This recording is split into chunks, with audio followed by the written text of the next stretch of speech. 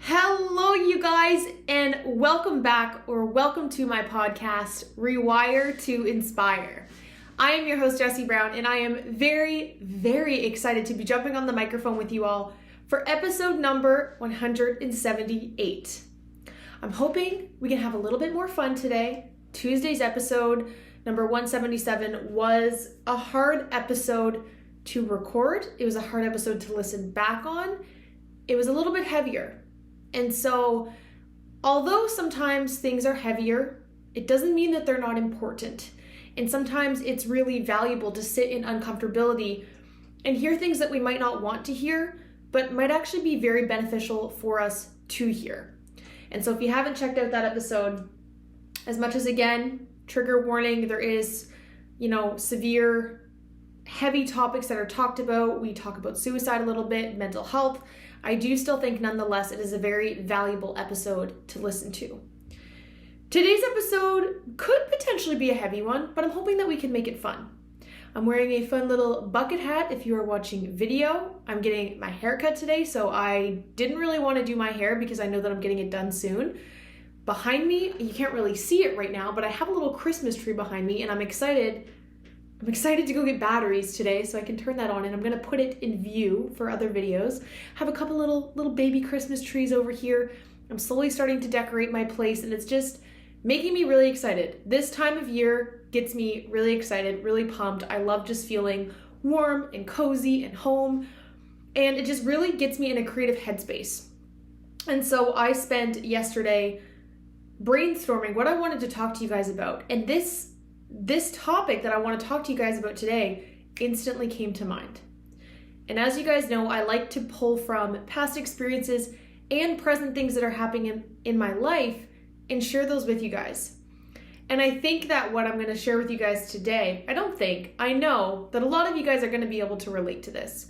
And so without further ado, let's dive into number 178. Each and every one of you listening, I want you to imagine for a moment you are carrying a very heavy backpack. And this backpack is full of weights. It's heavy. It's weighing you down. And you're walking around with it all day. You're feeling the burden of it. You're noticing it.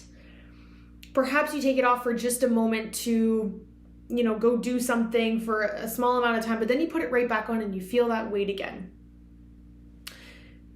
When you're carrying the backpack, you struggle to be present because your consciousness just keeps shifting to the weight of the backpack.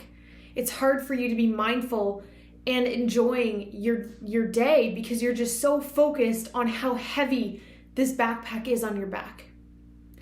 And then finally, you put it down for good. I want you to physically imagine taking off that heavy backpack and what that would feel like. You feel noticeably lighter, more present, grateful. I want you to imagine that backpack metaphorically represents expressing hard truths and things that you're suppressing that weigh us down. And how each time that you open up and you express vulnerably and you share, you feel a little bit lighter. That is exactly what I want to talk to you guys about today. Over the last couple of weeks on here, I have been sharing very vulnerably things that are going on in my life. And as much as it doesn't really get easier, I do know that it is impactful. And I want to share these things because we can often feel so alone, as I expressed on Tuesday, in our struggles and in how we're feeling. And I want to share something that I know is definitely relatable for so many of us, but it's not really the first thing that we would maybe admit around a table when we're having a conversation with our friends or family.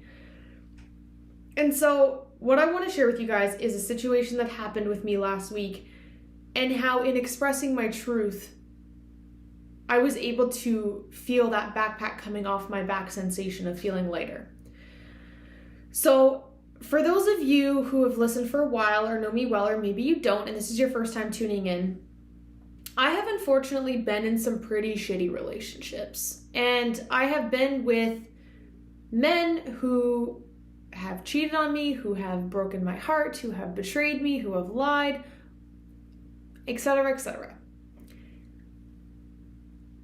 When you go through experiences like that, any experience really that is harmful or hurtful, your brain begins to paint a picture and associates all alike things together. So my mind pinpoints a lot of women as threats, and it can pinpoint certain scenarios as worse than they actually are. And I'm very happy to be in a place where I'm consciously aware of that and I don't just jump to conclusions. But sometimes our mind takes over and our head and our heart are in two different places. And so a couple of weeks ago, I was at the gym with my partner and someone had said hi to him. Very innocently, this person did nothing wrong and still has done nothing wrong, but my mind viewed that as a threat and instantly like, oh no, he's gonna leave me. Very irrational thinking, but we all have thoughts like that. We all have these intrusive thoughts that come up and they take over and they make no sense. It's important to validate that they are surfacing for a reason because there's a part of our brain that's like, alarm, alarm, like this could be dangerous. We need to protect. You know, we've experienced something like this before. And so I noticed myself just feeling icky in my stomach, feeling heavy. I was starting to be resentful of my partner and I couldn't really figure out why in the moment. This is easy to express now, but in the moment I just felt like I was nauseous. I wanted to be sick. I didn't like it. A couple days went on and I noticed that this same person had interacted with one of his social media posts. And my brain's like, yup, that's enough awareness for me. Like 100% you were right in your thinking. And again, this is when your head and your heart are in two different places.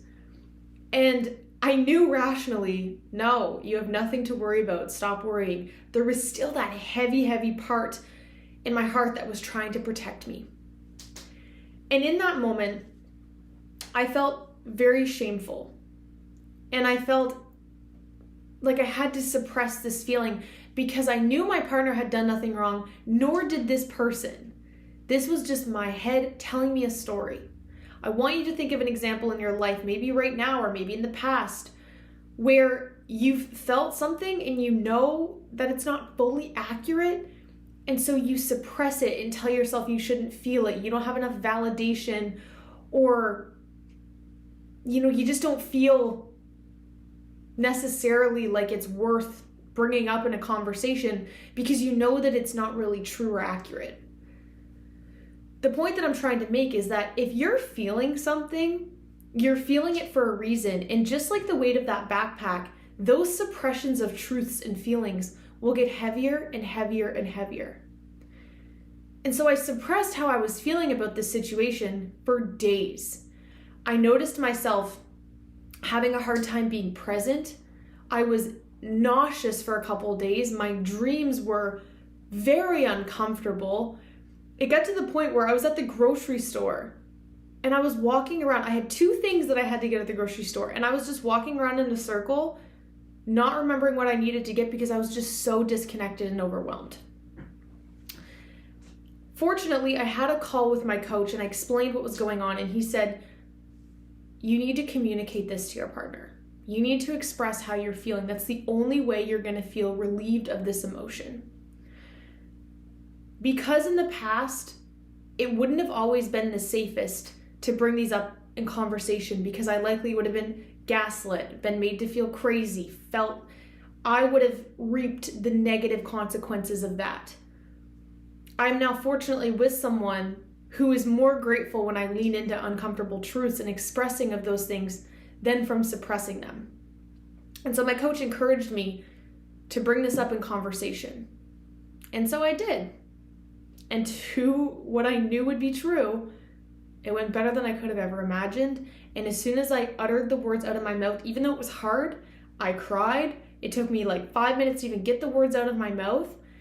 I instantly felt that sensation of putting the backpack down. I share this with you because old me would have suppressed that truth. I would have never leaned into sharing that.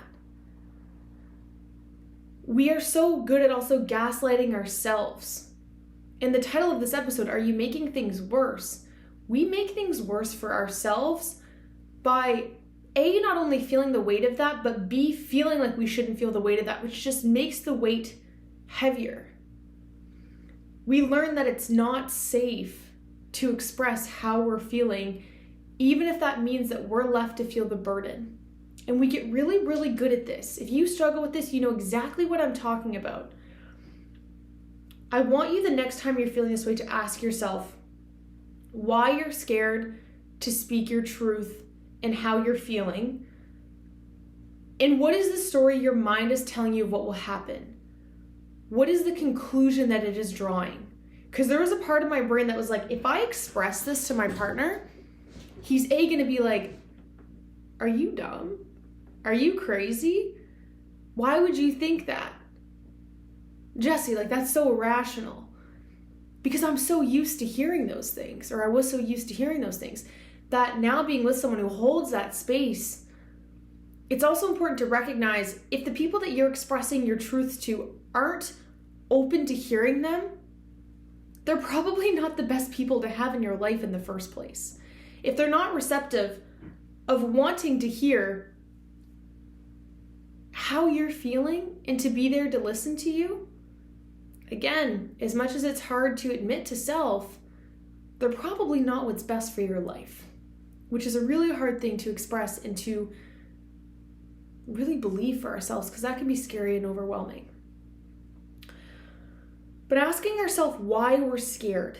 Is this something from the past that is being poked? Do I have experiences in the past that have made me fearful of expressing my truths? Is it hard because I've never done it before?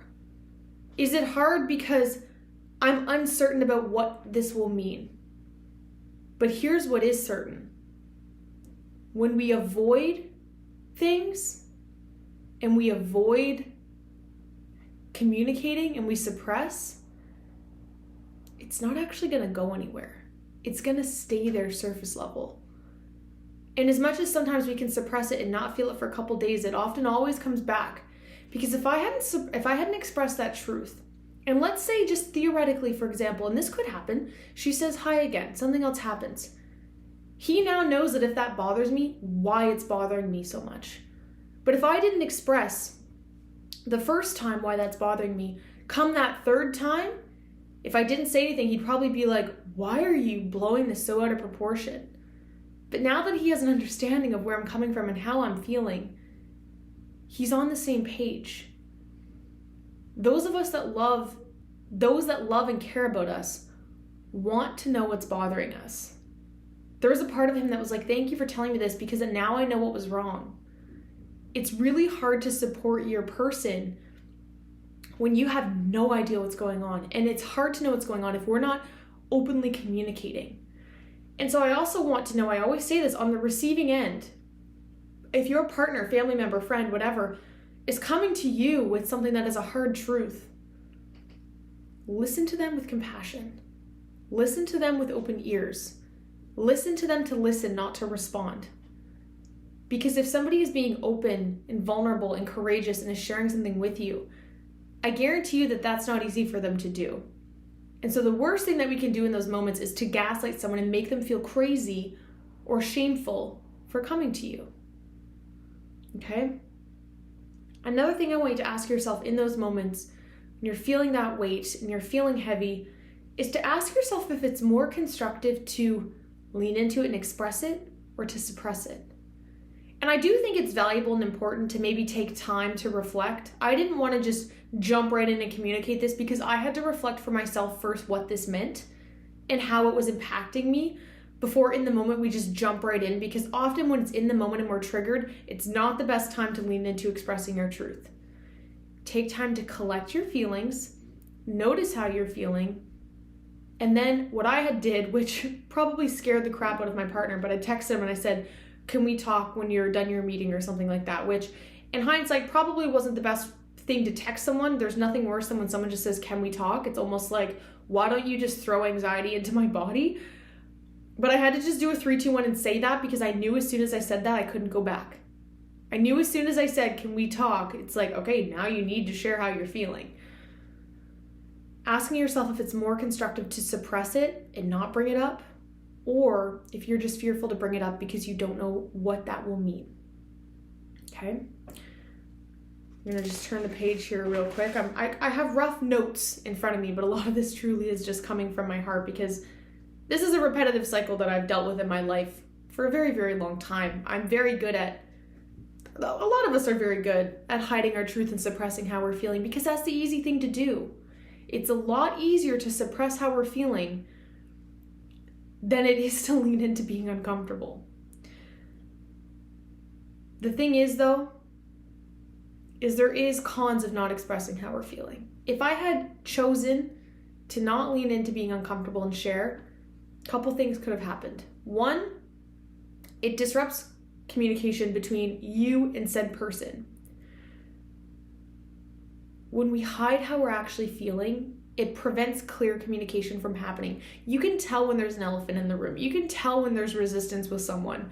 And when they say nothing's wrong repetitively, you're almost like, okay, but I know that there is, so why aren't you telling me? When we're not giving opportunity to work through problems, they'll likely keep happening.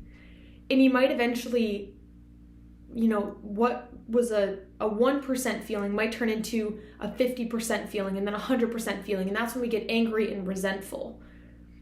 When we don't communicate, it disrupts that communication. It's hard to be present and happy with someone when subconsciously things are bothering us. Also, when we don't express, again, energetically, that feeling increases. It has nowhere to go. There's no outlet. You haven't got it out of your body or out of your system. And so it just keeps building and building and building. And then because our head and our mind does a really good job at making things worse sometimes, it amplifies it and it amplifies it. And the only way that we can let it lose its power is by speaking and sharing vulnerably. I guess the worst thing that can happen, especially in your intimate relationships when you don't express, is that it can hurt your relationship. As much as we think we're doing our partner a favor by suppressing how we're feeling because we feel like we're a burden and we feel like we're too much or whatever, it's actually doing the opposite. And I realize that now, being in a relationship where we do express our truths, how much in hindsight, reflecting back, there's no hesitation in my mind to see that the reason communication broke down is because it happened too late. We expressed issues too late. It builds this resistance between you guys, even if you don't always realize that. Saying things like, I'm fine, and, I'm good, don't worry about it, no, I promise. It can actually cause more of a separation between you two and can really affect the trust that you have between each other. So I encourage you to be mindful of these things and ask yourself the alternative. Would I rather lean into this and view the positive side of what could go right, or know for certain that by not doing this, it's probably just going to get worse and not better? A lot of this comes with practice and self-compassion. We have a hard time expressing our truths for a reason, because we're scared, because we've been shown that it's not safe to do so at some point in time in your life. And so validate for yourself where that comes from. Be gentle with yourself that it's hard to lean into being vulnerable. It's hard to validate your past of where that comes from. But I do truly believe that the only way that you can overcome this is by validating your past. It's by validating that it's not easy. It's by validating that your feelings and your emotions matter. If you're feeling it, you're not crazy. You're feeling it for a reason. And you deserve someone that's gonna listen attentively and to be there to love on you through that uncomfortability versus telling you that you're crazy or delusional. So I hope you guys enjoyed today's episode. I hope the next time that you're feeling that heaviness of the backpack, you choose to lean into the alternative, which is to take it off, express vulnerably, and know that that is the best option. It is not going to be easy. It's not easy to choose that road. But I do think that it's the most worth it, and it does get easy over time. So thank you guys from the bottom of my heart for tuning into today's episode. If you enjoyed today's episode, it would mean the world to me if you guys could rate this show, leave a review, share it with somebody you think would enjoy. Follow along if you're on YouTube. We are growing on this platform and I'm so excited for that. We are halfway through November, which is absolutely absurd. And so I hope you guys are having a wonderful November, and I'm so excited to chat with you all next week. Bye, you guys.